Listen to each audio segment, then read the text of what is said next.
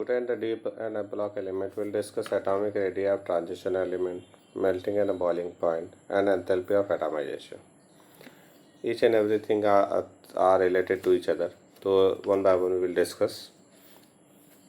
Firstly, we have to discuss the melting and a boiling point. So melting and a boiling point of the D block elements are very high. Okay? They are very high. Melting point of the 3D, 4D and the 5D transition metal. The high melting point of this metal are attributed to the involvement of greater number of electrons from n-1d orbital and addition of the ns electron in interatomic metallic bonding. हम यहाँ पे कह रहे हैं कि जो high melting and boiling point है किसका, डी ब्लॉक एलिमेंट का. क्यों है? It is due to involvement of the element in the strong metallic bonding. ठीक है. और हम कह रहे हैं कि जब हम मेल्टिंग एंड बॉइलिंग पॉइंट में चलते हैं तो ये मिडिल तक इंक्रीज करता है. तो फिर हम कह रहे हैं कि जो हाई मेल्टिंग बॉइलिंग पॉइंट है वो किस पे डिपेंड कर रहा है?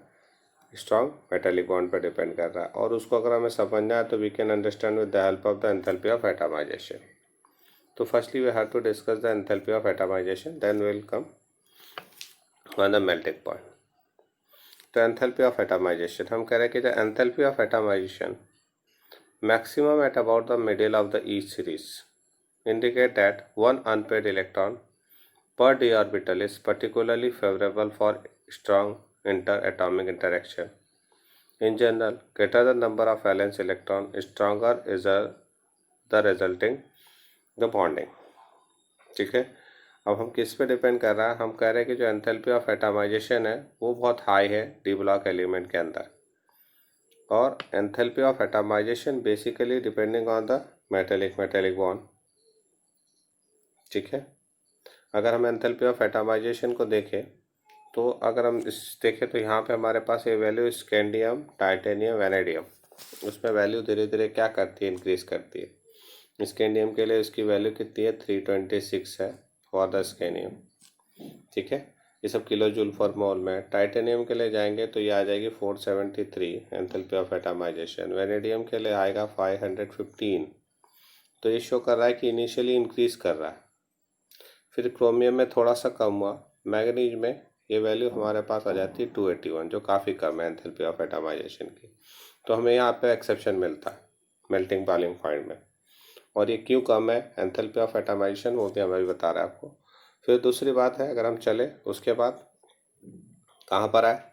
आयरन, कोबाल्ट, निकेल, कॉपर और जिंक में. तो अगर हम इसकी वैल्यू को भी देखते हैं तो आयरन में ये वैल्यू कितनी होती है? 416 होती है. कोबाल्ट में कितना है? 425 है. ठीक है. उसके बाद निकेल में आएंगे तो 430 है. उसके बाद कॉपर में 339 है. देखो फिर डिक्रीज किया. और जिंक में तो 126 है. पहला क्वेश्चन पूछा जाता है कि ऐसा कौन सा एलिमेंट है 3D सीरीज में जिसके लिए एंथैल्पी ऑफ एटमाइजेशन की वैल्यू लोएस्ट है. तो you have to remember this zinc 126. ठीक है. अब हम यहाँ पे कह रहे हैं कि दो हमें यहाँ पे बड़े एक्सेप्शन मिलते हैं. एक इनिशियली बढ़ रहा था फिर मैग्नीज में, और दूसरा जिंक में. एंथैल्पी ऑफ एटमाइजेशन सडनली क्या हो गया? डिक्रीज कर गया. अब क्वेश्चन मार्क ये है कि ये डिक्रीज क्यों किया? मैग्नीज में भी बहुत तेजी से घटा है. यहाँ पे हमें मैग्नीज में डिक्रीज मिल रहा है, यहाँ पे हमें जिंक में कम मिल रहा है, और कॉपर में भी हमें कम दिख रहा है. जो मेटेलिक बॉन्डिंग है, ठीक है, किस पे डिपेंड करती है? Metallic bonding depending on the unpaired electron present in the orbital. ठीक है. तो हम कह रहे हैं कि जो मेटेलिक बॉन्डिंग है वो इंक्रीज कर रही है अप टू मिडल. क्यों इंक्रीज कर रही है? क्योंकि if you see the electronic configuration, तो how many unpaired electron in the scandium से अगर हम चुनना शुरू करें तो स्कैंडियम में कितने अनपेयर्ड इलेक्ट्रॉन है? Scandium has only 1 unpaired electron. Titanium has 2 unpaired electron. Vanadium 3 unpaired electron. Chromium 5 unpaired electron. But it become stable electronic configuration. ठीक है. कॉन्फ़िगरेशन अगर स्टेबल होता है it's also affecting the metallic bonding. Manganese में आएंगे हम. Manganese 4s2 3d5. ठीक है. Highly stable electronic configuration. इसके बाद अगर हम फिर चलते हैं किस में, आयरन में, तो फिर 4 अनपेड इलेक्ट्रॉन, कोबाल्ट में 3 अनपेड इलेक्ट्रॉन, निकल में 2, कॉपर में only 1 unpaid electron, and there is no unpaid electron in the zinc, because what is the configuration of zinc, zinc का कॉन्फ़िगरेशन हमारे पास क्या है, 4:3:10।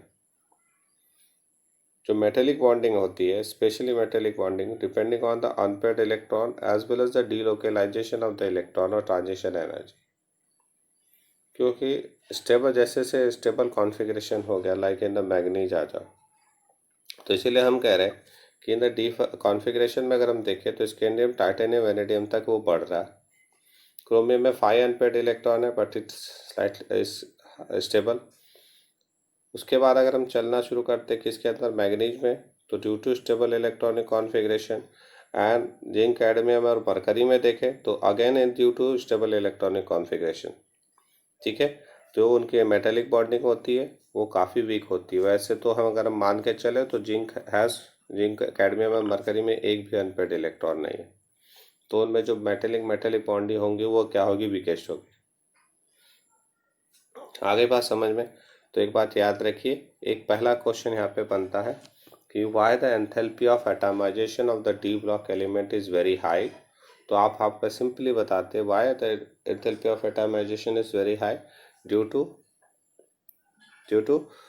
presence of strong metallic bonding, they have a high enthalpy of atomization। Second question बनता है कि manganese की enthalpy of atomisation क्यों है, कम है, तो it is due to stable electronic configuration. किसके कारण है, स्टेबल इलेक्ट्रॉनिक कॉन्फ़िगरेशन के कारण है, and this due to stable electronic configuration है एग्जैक्टली हाफ फिल्ड ऑर्बिटल है। ठीक है, तो स्टेबल इलेक्ट्रॉन कॉन्फ़िगरेशन है, the electrons are held tightly by the nucleus so that the delocalization is less and the metallic bond is much weaker। Okay, then again if you go to the copper, why copper is very soft, answer is there, only one unpaired electron is there, so the metallic bonding is weak। What about the zinc, cadmium, mercury is the lowest, zinc is having a lowest enthalpy of atomization, answer is there, stable electronic configuration, weakest क्या है वहाँ पे, metallic bonding है, और weakest metallic bonding होने के कारण वो क्या है, वहाँ पे एंथैल्पी ऑफ एटमाइजेशन भी बहुत कम है। ठीक है, आगे बात समझ में, तो ये हमारे पास एंथैल्पी ऑफ एटमाइजेशन था। अब एंथैल्पी ऑफ एटमाइजेशन और अगर मेटेलिक बॉन्डिंग के ट्रेंड्स को आपको याद रखते हैं तो then we can easily understand the melting and the boiling point, है ना। एक और चीज़ एंथैल्पी ऑफ एटमाइजेशन में अगर देखें तो ये 3D सीरीज़, 4D सीरीज़ और 5D सीरीज़, तो जैसे जैसे सीरीज़ ऊपर जा रहे हैं जो हमारे पास ट्रांजिशन मेथड में है, तो वैसे वैसे एंथैल्पी ऑफ एटमाइजेशन इंक्रीज़ कर रहा है। अब आइए वापस किसमें, मेल्टिंग एंड बॉइलिंग पॉइंट। तो फिर हमने कहा मेल्टिंग बॉइलिंग पॉइंट हाई है due to inter metallic bonding. In any row the melting point of this metal rises maximum to at D5 except for anomalous value in magnesium and technetium is regularly as the atomic number increases. अब इसको देखो तो अगर हम यहाँ इसको गौर से देखें तो यहाँ पे हमें एक्सेप्शन मिल रहा है, यहाँ हमें एक्सेप्शन मिल रहा है। क्यों मिल रहा है यहाँ पे, क्योंकि यहाँ पे जो कॉन्फ़िगरेशन है वो S2D5 कॉन्फ़िगरेशन है। कौन सा कॉन्फ़िगरेशन है, S2D5। D5 मतलब stable half fill electronic configuration. तो हम यहाँ कहते हैं कि जो मेल्टिंग पॉइंट ऑफ मैग्नीज है in the first transition series and technetium in the second transition series क्या है, बहुत कम है। क्यों है, due to exactly half fill d orbital. और क्योंकि exactly half fill d orbital है तो वहाँ पे क्या मिलेगा हमको, डिलोकेलाइजेशन ऑफ इलेक्ट्रॉन लेस होगा, टाइटली बॉन्डेड होगा electron with the nucleus, so the weakest metallic bonding मिलेगी, और दैट्स वाई वहाँ पे हमें जो मेल्टिंग पॉइंट है वो बहुत कम मिलता है। सेकेंड क्वेश्चन जो हमारे पास आता है वो कहाँ पे, अब यहाँ पे देखो हमने एक देखा डीप में दिख रहा है हमको कॉपर, सिल्वर एंड गोल्ड। तो copper, silver, gold are very soft metal, they are very soft. ठीक है, why they are very soft और having a low melting point, reason is same, copper, silver, gold configuration is 4s1 3d10 है copper के लिए, या अगर हम सबके लिए लिखेंगे तो हम लिखेंगे कॉमन S1D10।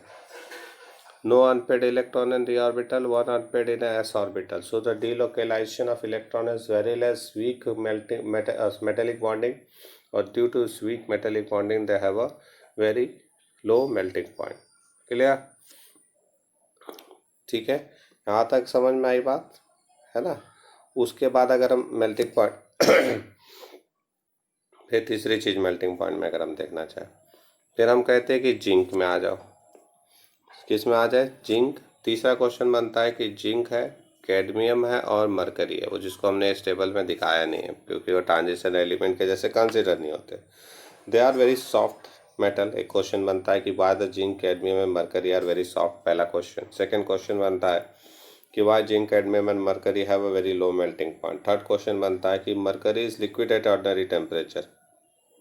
ठीक है, तीनों का कारण सेम है, they have a very low melting point. क्यों है उनका मेल्टिंग पॉइंट बहुत कम? क्योंकि because of configuration they have a stable, क्या है हमारे पास, they have a S2D10 configuration, highly stable electronic configuration and due to presence of weakest metallic bonding.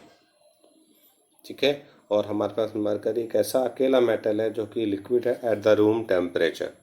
तो एक बड़ी चीज़ है जो आपको ध्यान रखना। आगे बात समझ में? तो एक हमारे पास जनरल ट्रेंड है किसका? मेल्टिंग पॉइंट का in the transition series. Clear? फिर अगर हम ट्रांजिशन सीरीज में एक और चीज़ देखें तो यहाँ पे हमारे पास एक और चीज़ मिल रहा है कि ऑलमोस्ट देखो आयरन, कोबाल्ट और निकल, यहाँ देखें तो ऑलमोस्ट मेल्टिंग पॉइंट क्या है? सेम है। ठीक है, क्यों? क्योंकि यहाँ पे जो कॉम्बिनेशन है एटॉमिक रेडियस का और न्यूक्लियर चार्ज का, मतलब जो nuclear charge and the increase atomic radii balance to each other, तो यहाँ पे भी ऑलमोस्ट हमको मेल्टिंग पॉइंट सेम मिलता। ठीक है, तो ये एक हमारे पास एक जनरल ट्रेंड है ट्रांजिशन मेटल में मेल्टिंग पॉइंट। अब नेक्स्ट आइए, कौन सा क्या है? Atomic and ionic radii. क्या है? Atomic and ionic radii. तो atomic, ionic and atomic radius, ionic को छोड़ो, पहले atomic radius decreases of given series. ठीक है, और however the variation within a series is quite small. अगर इस ग्राफ को देखो तो हमने यहाँ पे तीनों के लिए बनाया है। ये जो पहली लाइन है स्कैंडियम के लिए ग्रीन लाइन है, देखो ये ग्रीन लाइन किसके लिए बता रही है? 3D सीरीज है, ये बता रहा है 3D सीरीज को। फिर उसके बाद ये 4D सीरीज को, और ये रेड लाइन बता रही है कि इसको 5D सीरीज को। ठीक है, अगर हम पहला तो देखें तो 3D सीरीज में रेगुलरली डिक्रीज कर रहा है, इनिशियली यहाँ से यहाँ तक डिक्रीज किया, यहाँ पे देखो ऑलमोस्ट सेम है, और फिर यहाँ सडनली जिंक में क्या हो गया? बढ़ गया। पहला बात। दूसरी बात देखो तो इन दोनों की 3D और 4D सीरीज को देखो तो इनकी एटॉमिक रेडियस ऑलमोस्ट सेम है। ठीक है, अब हम वन बाय वन डिस्कस करते हैं कि ऐसा क्यों है। तो इन द बिगनिंग हमने क्या कहा? In the beginning atomic radius क्या हो रहा है? डिक्रीज कर रहा है with increase in atomic number. क्यों? Because the nuclear charge increases, क्योंकि हमारे पास जो कॉन्फ़िगरेशन है वो क्या है? n-1 d 1 to 10 और फिर ns2। तो पहले इलेक्ट्रॉन ns में आता है और फिर इलेक्ट्रॉन इंटर करता है किसमें? d ऑर्बिटल में, 1 by 1 डिक्रीज कर रहा है। तो इनिशियली शिल्डिंग इफेक्ट जो है ना वो लेस है, स्मॉल है in comparison to effective nuclear charge. तो न्यूक्लियर चार्ज इंक्रीजेस तो वहाँ पे एटॉमिक रेडियस क्या कर रहा है? डिक्रीज कर रहा है। But after the midway as the electron enter the last but one penultimate shell d orbital, the screening effect क्या हो रहा है? वो धीरे धीरे बढ़ रहा है। तो जो स्क्रीनिंग इफेक्ट है वो इंक्रीज किया